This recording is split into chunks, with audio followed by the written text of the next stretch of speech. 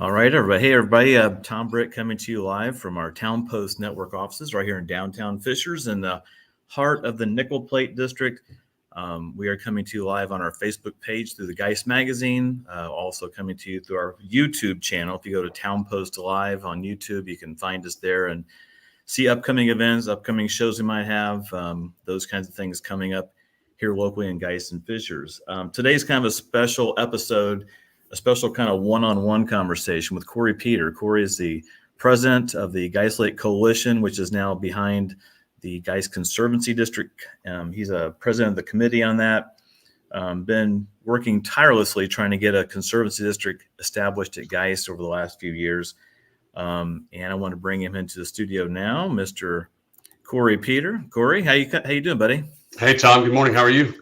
Wonderful. Looks like you're coming to us from the home office up in Canal Place. Is that where you're at right now? I'm actually at my work office up in Pendleton. Oh, you are? But yeah. Oh, okay. So we're in office today. So you actually have a full-time job? You don't do this full-time, running conservancy districts or trying to get nonprofits off the ground? It turns out we do need to pay a few bills and hold down a full-time job, so we try to keep everything moving forward. Well, awesome. Well, thanks for all your work. I think, Cory, it'd be interesting. As people talk about the Conservancy District, a lot of things have happened over the last few years. I think I wanted to get in touch with you, and I appreciate you giving me some time today to kind of get caught up on where we are with it. But I think for folks that maybe have just moved to the area, maybe people that are unfamiliar with the Conservancy District, or maybe just hearing it for the first time, I think a little history lesson is kind of in order. And for those of you people that don't know, Geist was built back in the 1940s. The reservoir now is 78 years old, Cory. I mean, it's getting up there in age. Correct. And I think one of the first events. So Geist was private. It was owned by the water company, and then back in the late 60s, the water company sold all the land off and decided to use the money to build more infrastructure for Indianapolis. They needed more pipes and all that kind of stuff for Indy. So they sold all the property to get some revenue for that. And in the process of that, it kind of privatized the lake in essence. People start building on it, start putting homes on it, big homes on it. It's kind of the place to be. And it still is, I think, in my opinion, the best place to live in the world. But I think when that started happening, the whole time we're building and we're developing and we're fishing and we're boating on it, underneath the reservoir is filling up with sediment. I mean, for those people who don't understand it, what's the problem with the reservoir? Why doesn't the water just keep on going and there's no sediment? Right. Why do we even have to worry about dredging or anything like that? Right. Well, I think part of what's unique about Geist, if you look at other reservoirs and lakes throughout the Midwest, if you compare it to Cumberland or Lake of the Ozarks, some of those places are 50, 75, 125 feet deep. Geist, now being 80 years old or so, we've got the data from the surveys, but today we're looking at depths in some parts of the lake that are 3 feet, 2 feet, and change seasonally as different sediment comes into the reservoir. And so the life of this reservoir is just going to be a lot shorter because it started out a lot more shallow. As you have. We don't have a dam. This is just a spillway, and so it is effectively a bathtub, and it's filling in, and it's just kind of a function of time until it is no longer a bathtub and just filled with dirt.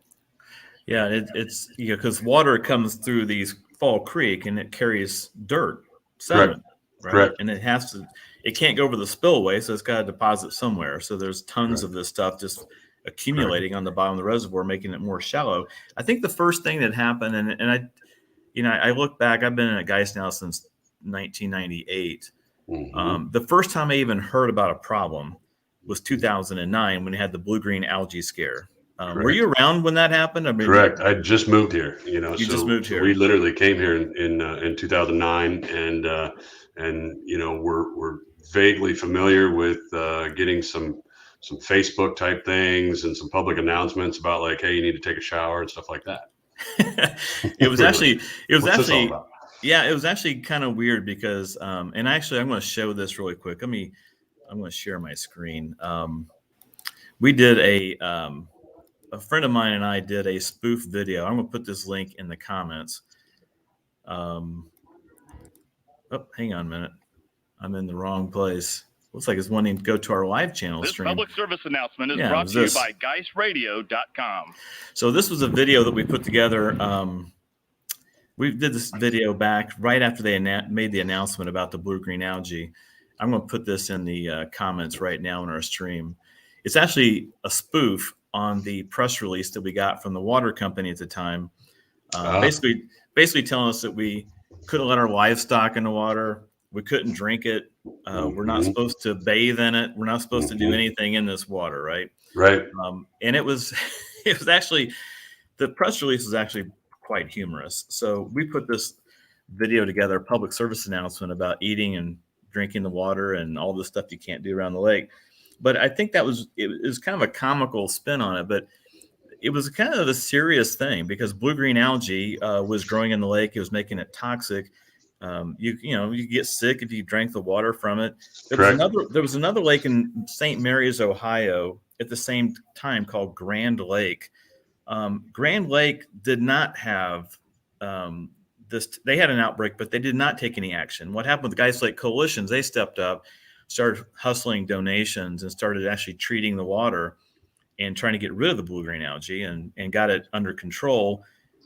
St. Mary's, Ohio did not do that. What happened in St. Mary's, Ohio that could have happened here? Yeah, so St. Mary's basically from, I believe it was 2010 until about 2013 was actually closed. So it was closed for boating, fishing, any sort of swimming or recreational use whatsoever. And then, began the cleanup effort to try to return the reservoir to where it was. And so, they went through a pretty rough time and a pretty costly time over there. And we certainly don't want to see something like that here, and are trying our best to take steps to prevent that.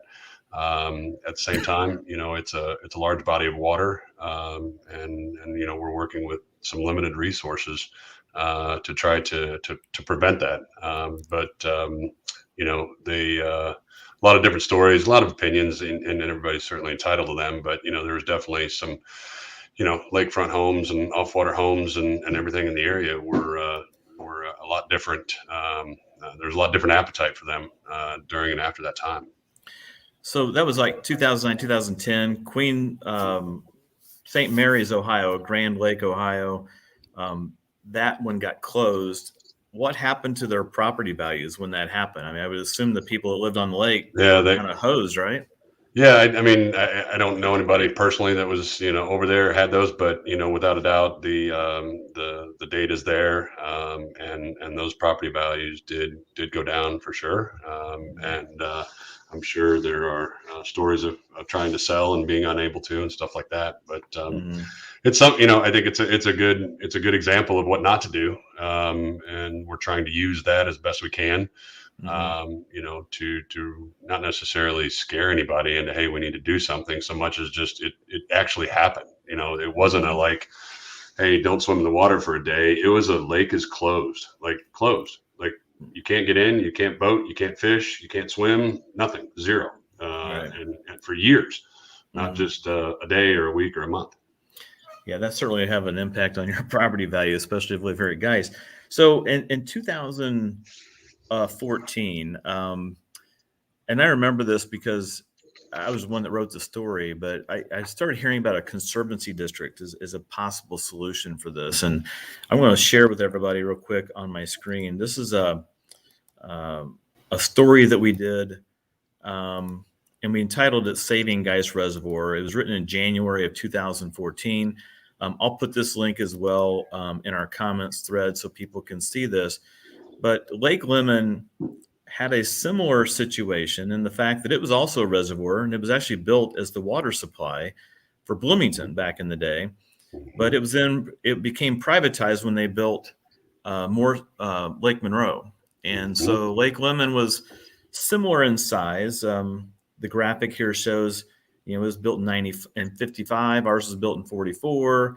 They had 4.6 billions of gallons. Yeah, so a little bit smaller than us. Home values are about, a third of ours almost. So, but the concept was basically, maybe we need to think about doing a conservancy district. And that was kind of the first, in my opinion, first discussion around this whole, maybe this would be a solution for us.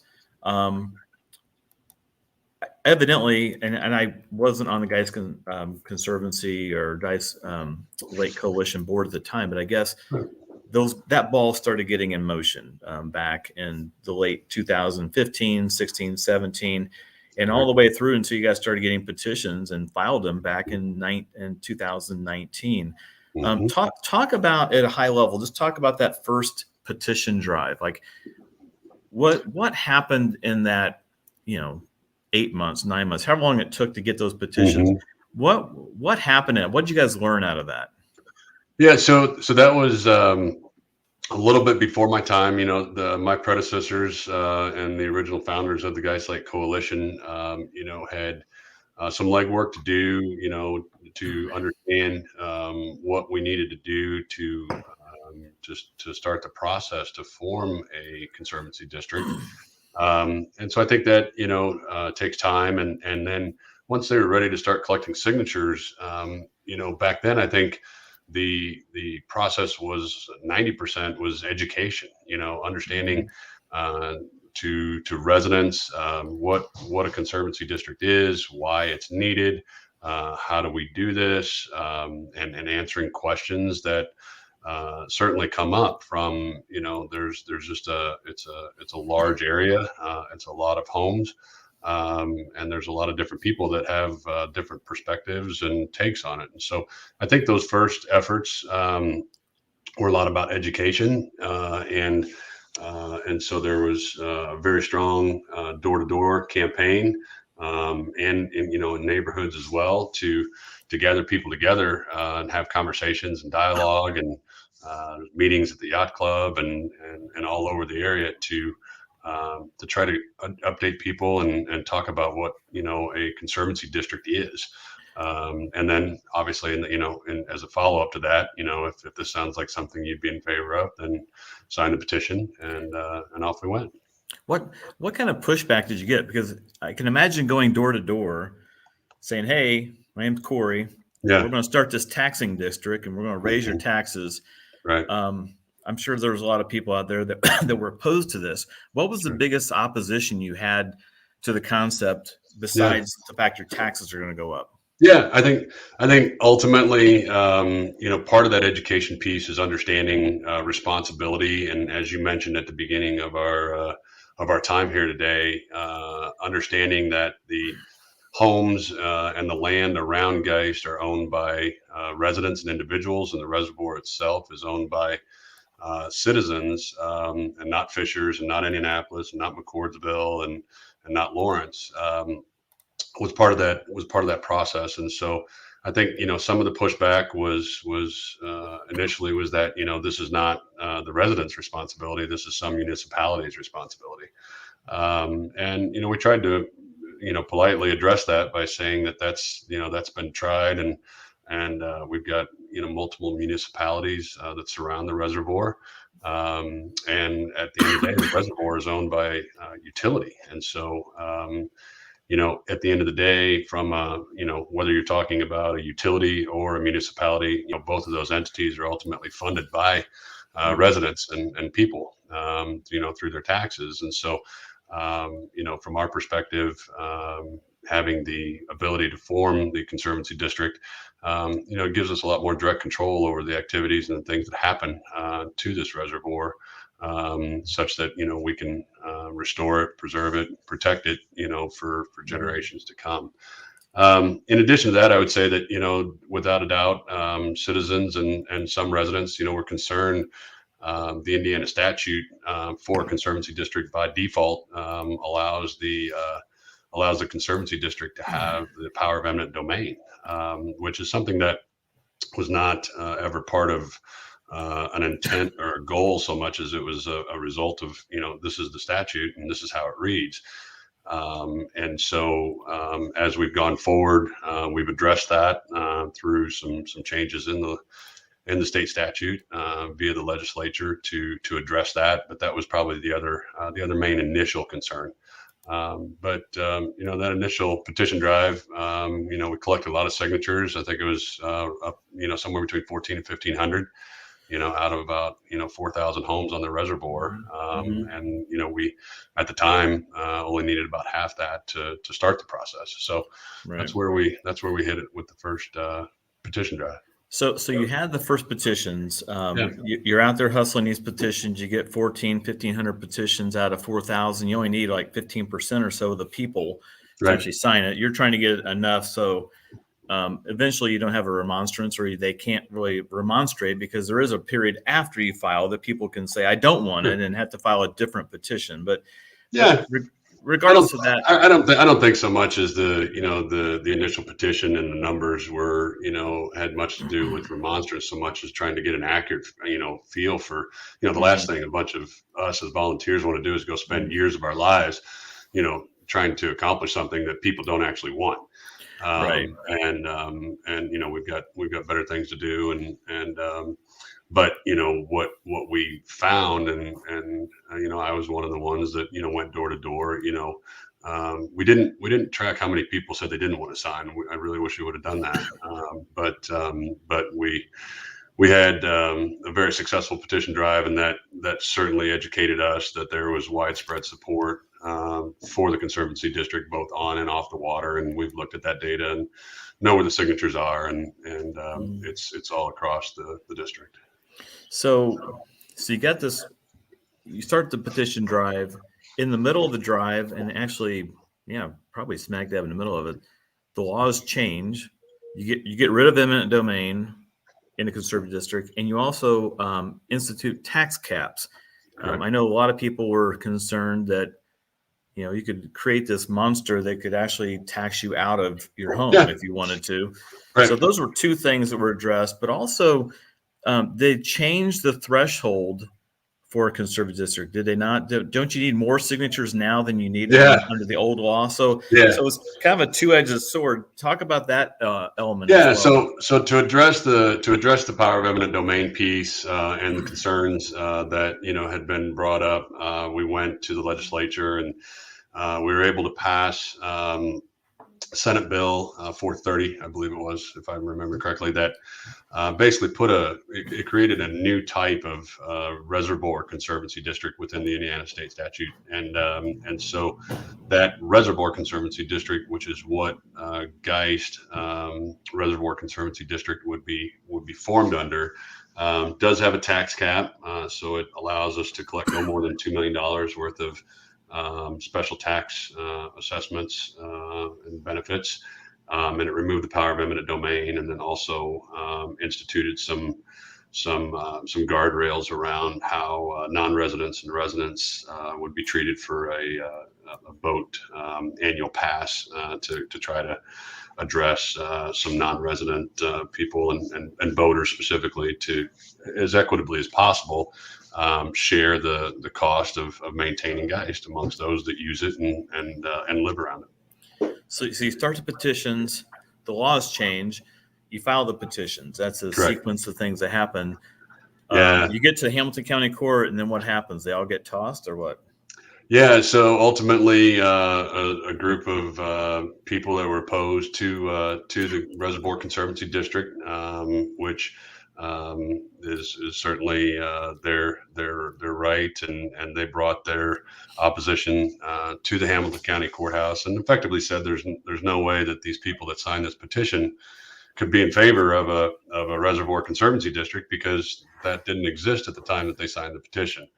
And the judge agreed with them and dismissed the petition, which effectively meant for us that we just needed to go back and collect the same signatures if we wanted to from the same people that basically said that they were in favor of a Reservoir Conservancy District instead of a Conservancy District. So the challenging part for us, obviously, is that what people initially signed up for did not have a tax cap and did have the power of eminent domain. And we had 1,400 of those signatures. And now we've got to go back and collect the same ones that would be in favor of something that has, less taxing ability and stuff like that. But it's a great start for Geist that allows us to, get out of volunteer donation collection mode to try to treat, an 1,800 acre reservoir and keep, all the people that use it, in an environment that works well for recreation and fishing and all the different uses of the reservoir. So you had to start the drive all over. You had to change your petition, obviously the wording of petition. Yeah. But what did you do? What are you doing now that you couldn't do before? Because I saw some things on the website, and I'll pull this up as you're talking. But I saw some things about you could actually do this online. I mean, So we did a couple of things. The petition was dismissed in January of this year. So just here about 8 months ago or so, and I'm sure everyone's well aware that during that time period we were, I guess I'm not going to quote it, but probably somewhere around 10 months into COVID. In the middle of winter and in the middle of, I believe at that kind of time, we were in sort of a spike and a surge in stuff. And so we went back and redid our website, which allows people to download the petition. There you go right there. So you can download it and mail it to us. You can download it and upload it back to the website if you'd like. Or you can download and email it. So we tried to make it easier for folks to do that. And then at the same time, in the past, we'd done a lot of door-to-door, and door-to-door during COVID certainly wasn't going to be a preferred choice for anybody, either the volunteer going up to talk to somebody or vice versa. So we did some series of mailers to try to educate everyone in the district and try to recollect those signatures. And so it got a little easier to get the collection now that we can do it. You can download it. I guess the courts have approved these as being legitimate petitions. How many signatures do you need, and where are you at so far? So we so now the requirement to file the petition is around 1,200. It's 30%. Of the district. There's a little over 4,000 homes in there, so roughly 1,200 or so, and we're about 3/4 of the way through that right now, which we really got started in about May with things, and so we feel we're pretty happy with those results, and we are contemplating going back door to door here in the next couple months. It's people's lives are busy. We understand that, and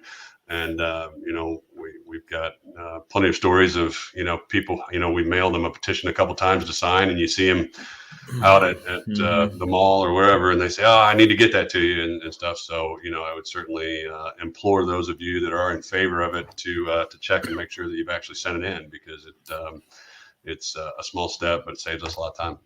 What's the timeline? Are you hoping to get this done end of year? Are you hoping to get it done by next spring? I mean, obviously sooner the better, right? Yeah, the sooner the better. The sooner the better. I think the timeline really for us is just trying to figure out how many signatures we want to stop at. I still personally would love to get over half and try to, there's been plenty of social media stuff for the opposition that claims that there's a large percentage of the community not in favor of this, and we certainly disagree with that respectfully. But I'd love to push us over a couple thousand this time, and have that support behind us as we go into the process. But at the same time, I think residents are eager to get it started, and so as soon as we cross the legal threshold, we'll probably get started.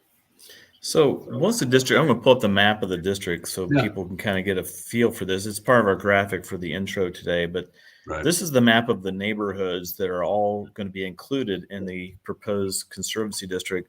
Correct. You said it's around 4,000 homes or so, right? Correct. I see that there's like districts. I see there's different colorations here. Who's going to govern this thing once it's going? I mean, is this something that you're going to be the president of, and all the Geist Lake Coalition God, people are going to ringlead this thing? I mean, what's going to happen? No. So the way this works is when we file the petition, it goes through a process in the court system. We've got to go before the Natural Resources Commission and a couple other governing bodies, and once it's approved, the board for the Conservancy District is made up of volunteers, so they're not paid positions.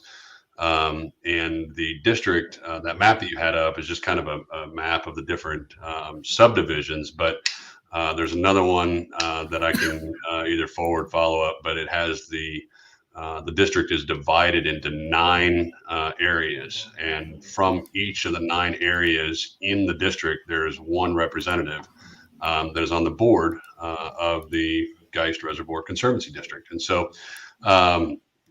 so those initial positions are appointed by the courts, and then they move into similar to like a school board, if you will, a term and a rotation where the future people on the board are elected, by their neighbors and residents of the Conservancy District. So this is a governmental entity of your peers that live in the neighborhood around you that are representing your area to help drive and impact the efforts of the district. What kind of tax are we looking at? I mean, what's going to be a hit to my wallet? If you got a $2 million cap and you're going to have revenues, obviously, from boat stickers and right. maybe launch fees and those kinds of things. Yeah. But if I live at Geist, I'm in this district, I'm one of those 4,000 homes. What am I looking at for a tax?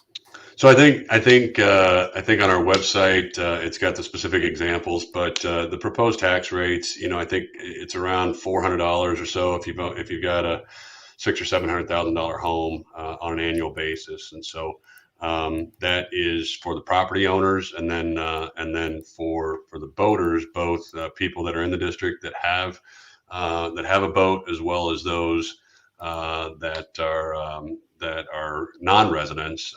We've got an annual sticker program, which will be a couple $100, annually, and there'll be a day pass and a week pass and stuff like that. You don't have to buy a whole year just to go out on the reservoir per day.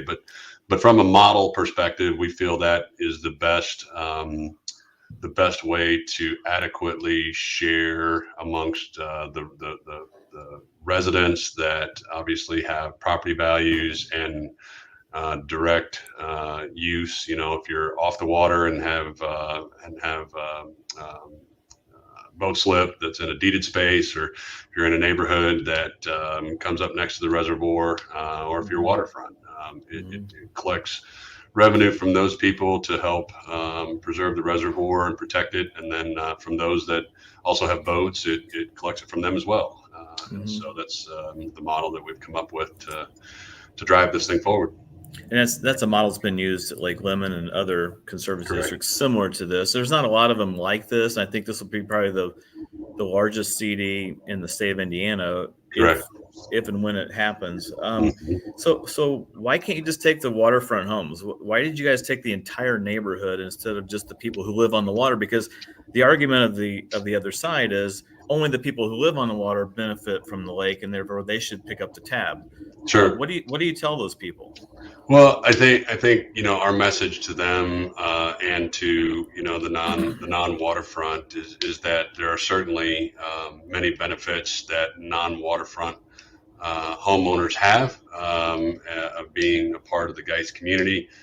There are many non-waterfront deeded slip owners that are part of Geist, that have deeded slips on Geist. It's over 1,000, and so we certainly understand that while waterfront homeowners are perceived as getting exceptional benefit, or I can't remember what their argument is, but their property values are higher, and therefore they're going to pay more dollars than off the water. And again, we feel like that's a balanced revenue model.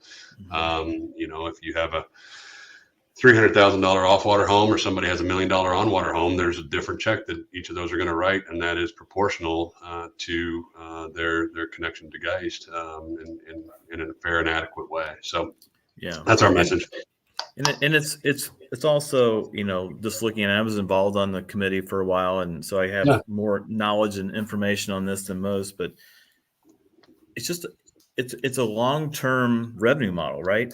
Passing the hat every year is not sustainable as far as keeping the lake clean, because you can treat weeds, but there's other problems happening upstream, and Correct. sediment remediation, other things Correct. happening. You just can't pass the hat and get people to pay. Just talk about like what you guys would plan to do, or what the budget would be, where the money would go if you did have $2 million a year to spend on the lake. What would you guys do with it? So from a budgeting perspective and what we're looking at, we have a lot of different things we'd like to do. None of them will be able to happen immediately or overnight. Obviously, one of the biggest challenges to Geist is dredging.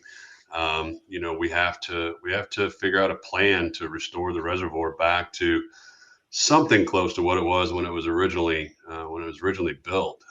You're talking about trying to reverse 70 years of sedimentation, and that's not going to happen quickly. And over time we can start to chip away at that. And I think that's the biggest message is that we have to get started. What we're doing today. We had a successful program this summer to treat the lake. We've treated probably in the neighborhood of 200 acres or so, which is probably about 10% of the reservoir. We had a dry July, August, and despite treatment, we still had some frustrating areas that were hard to control. Some of the algae, we didn't have any blue-green algae, but some of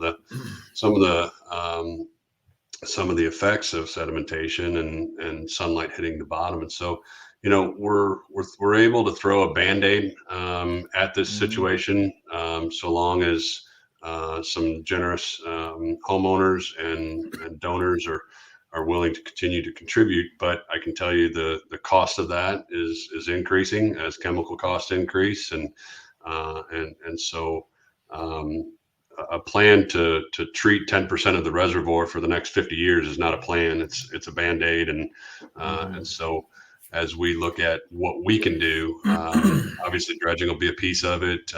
Trying to stop the sedimentation from coming in through some remediation, catch basins and stuff like that will be critical. But most importantly, it'll give us a say. It'll give each of the communities and the district areas that are involved a board member that can voice their concerns. Today, if you want to change something on the lake, there's nobody to talk to.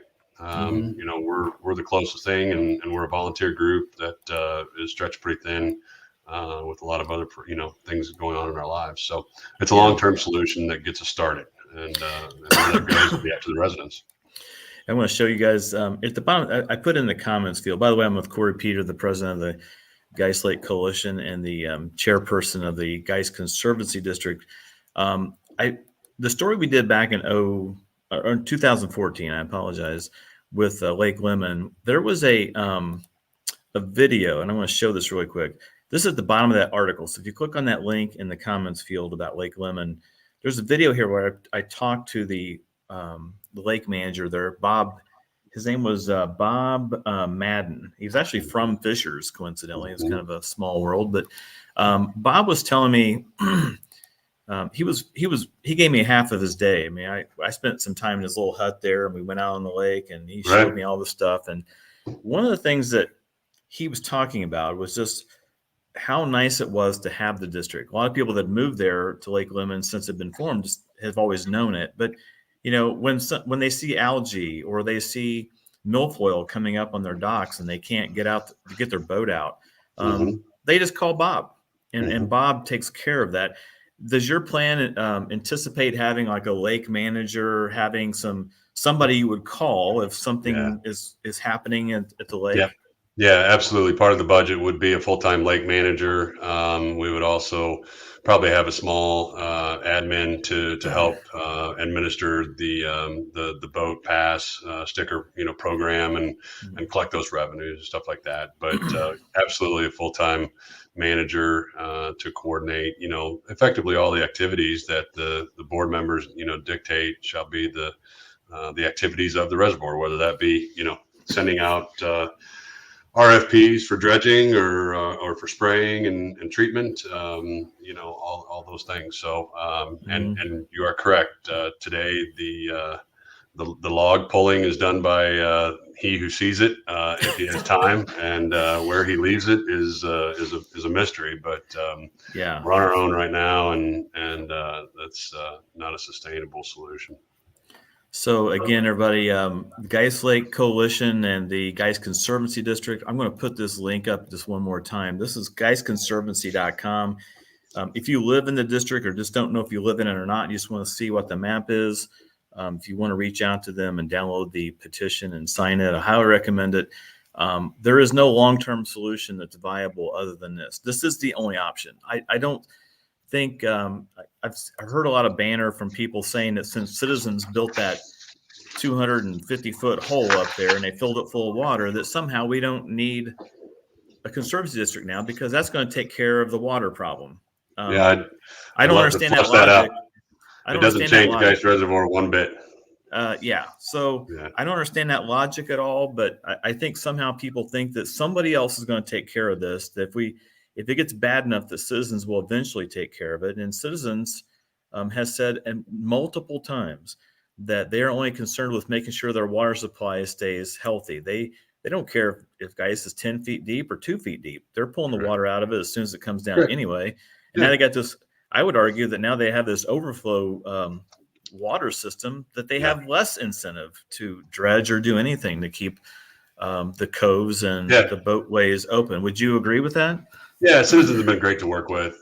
We've had obviously a lot of discussion and a lot of work together. And we appreciate all that they have done in this process. But to your point and theirs, their charter is drinking water for the city of Indianapolis, and I'm quite certain that some people on the southwest side of Indianapolis do not feel like receiving a rate increase to dredge out Geist, and so.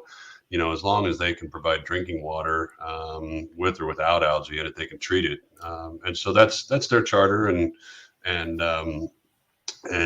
just further helps to solidify the solution for us that taking the situation into the hands of the residents that live here to be able to best ensure a long-term stable, reliable plan will serve everyone in the reservoir the best. And I think that's for me personally and some of the others involved, I think that's part of one of our biggest frustrations is that those that perhaps aren't in favor of the Conservancy District, there is no other plan.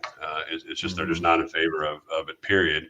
And just leave guys alone and everything will be fine. And that couldn't be further from the truth. And so that's we feel like those are the people that we were able to talk to and send in. We've got good support, and we'll get this thing refired and resubmitted, and hopefully get into all the other details that we need to go through to get started.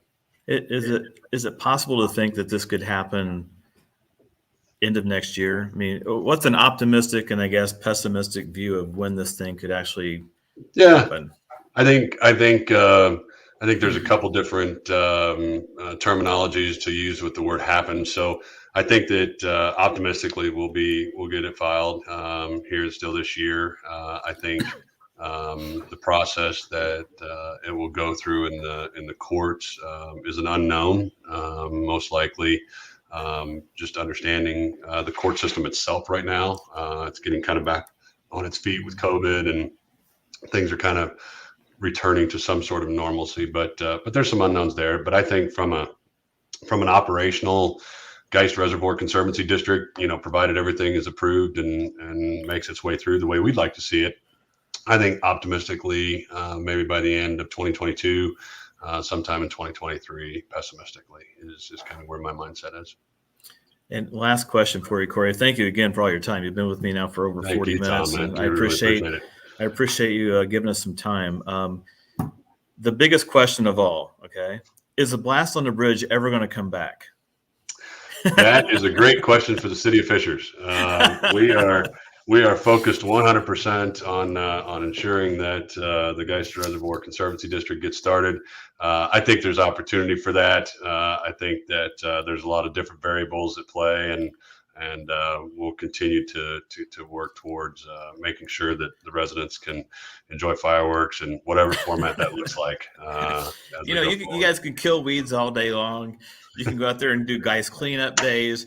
But if fireworks don't go off, your head's coming off, Cory. I'm just telling you. That's fair. The world's going to end if we don't have fireworks. So, got to get our fireworks back, and we're going to do whatever it takes to get them back. Well, Cory, again, thank you so much. Again, if you guys want more information about the Geist Conservancy District, just go to their website, geistconservancy.com. Also, they have a Facebook presence and Instagram. You can follow them and keep up to date. And if you guys are on the fence, I like for people to make informed decisions when it comes to whether I want basically like another HOA to tax me and hold me to something or not, and just leave things the way they are.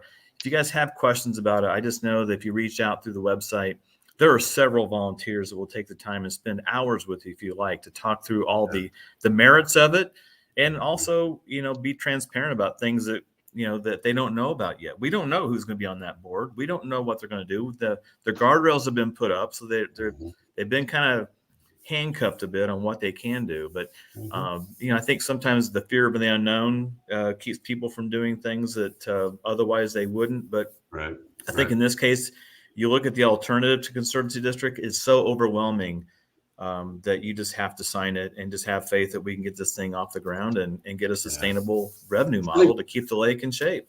And I think that's one of the pieces that I appreciate that, Tom, and really appreciate your time to help us get the message out and help the residents understand what's going on in the community. So for that, thank you. I think that, without a doubt, the unknown piece gets out there and people hear assessment, but I would really like to remind everybody, if you want to learn more, you said the website, feel free to email us, info@geistconservancy.com. Happy to take, phone calls, time, personal visits, whatever. This is an effort, for the community, by the community. And if anybody thinks that, from a long-term board position that this is something that we want to do, we cannot wait to elect, some new residents and members of the community to drive this forward. You're ready to be done, aren't you? Absolutely. Yeah, it's a lot of work, but it's for a good cause that we all believe very firmly in, and we're going to see it through to the end. So we appreciate it. Well, we appreciate all the work you're putting in, all the volunteers. I know you speak for several people, not just yourself. Absolutely. Or even Keith and Ed and everybody else. But everybody who's out in the streets been collecting. Everybody that's out helping collect and working on this, we appreciate it. And I think that was, one of the messages we pushed out is, if you sign the petition and check with your neighbors. Feel free to download the petition, take it over to them, talk to them about it, see if you can get them to sign. There's no better, word than your neighbor and people that and coming together as a community. So please feel free to jump in and help collect signatures anytime. And the best source of advice and guidance is not necessarily next door all the time. Correct. I would go to the website, go to the source, and hear it from the horse's mouth, and quit taking what everybody's spin is on things, or they're trying to talk you out of it. Scare tactics. Just go to the source and get the source yourself and make your own informed decision.